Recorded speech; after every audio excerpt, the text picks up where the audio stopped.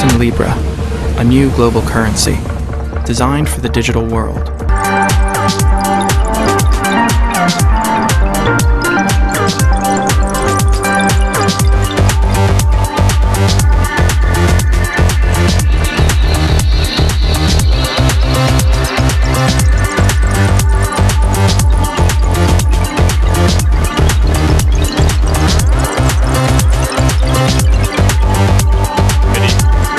Billion people around the world who don't have access to a bank account, but could through mobile phones if the right system existed. That includes more than 14 million people right here in the US.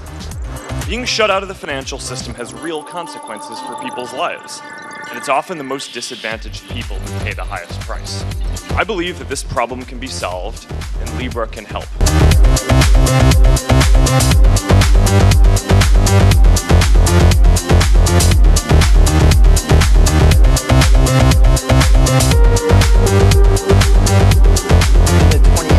Groups that are signed on to the Libra white paper, you have zero bank. If Facebook and Libra had come out originally and said, we are building a global payment system, I think there would have been a lot less angst. But they came out and said, we're going to build this new currency, and everyone, turned their hair on fire. Completely different. Bitcoin is about, betting that this asset's going to go up, whereas Libra is way more ambitious. I mean, it literally threatens the governments that issue currency, the banks that store it, and the actual transmission network. So it would be a global currency in the hands of one player that has more than 2 billion users around the world. The state's monetary sovereignty is in play here. The monetary sovereignty of our nations is in play.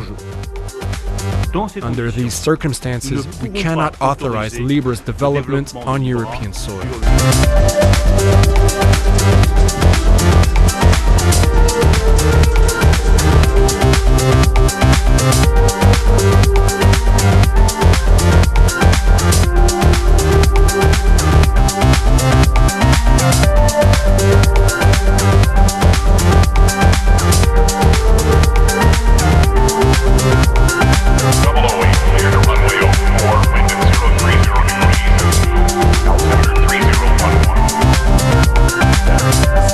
Of Facebook, this kind of bile that's built up in the gallbladder of DC has built up, and the Libra launch was a moment for it to all pour out. And so there was a lot of hatred directed towards the new project Libra as a result of all the bad will that Facebook has built up over the last few years. Libra raises a lot of serious concerns, and those would include around privacy, money laundering, consumer protection, financial stability. And those are going to need to be thoroughly and publicly assessed and evaluated before this proceeds. I don't think that we can rely on any representation from Zuckerberg or anybody else. Just trust me, we're fine, we are right. They've got all this data, and this data is being monetized. They're able to, sell this data, and, people's privacy is at stake, and so no, we're not taking anybody's word for it. Facebook has massive trust issues and antitrust issues at the same time. They're a deeply distrusted company right now by especially the political class on both the left and the right. And because they're a big company doing this type of innovation, you have American policymakers trying to pounce on them before they can dare innovate. You're going to be making powerful burglary tools and letting your business partners commit the burglary. You are going, with all the power of Facebook, to try to create a new currency. You're going to call it the Libra, but you're the person behind it. That's why I call it the Zuck Buck. You are going to create it and then say, oh, it's our business partners.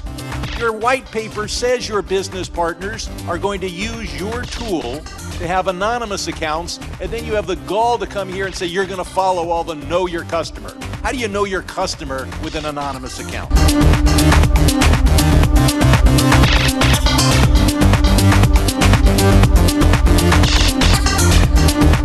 Bank of England governor come out and state that while he can keep an open mind, if this gets mass adopted, there's going to be a need to regulate it at the highest standard possible.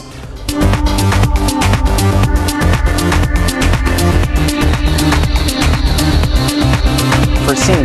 Look, when a private organization holds this much power, they really behave far more like a state than they do just a technology startup. Right. So introducing currency to that kind of gives Facebook some power, but it also takes power away from the state. Now look, I get that a lot of people aren't sure that we're serious. I know that we don't exactly have the strongest reputation on privacy right now, to put it lightly. But I'm committed to doing this well and to starting a new chapter for our product.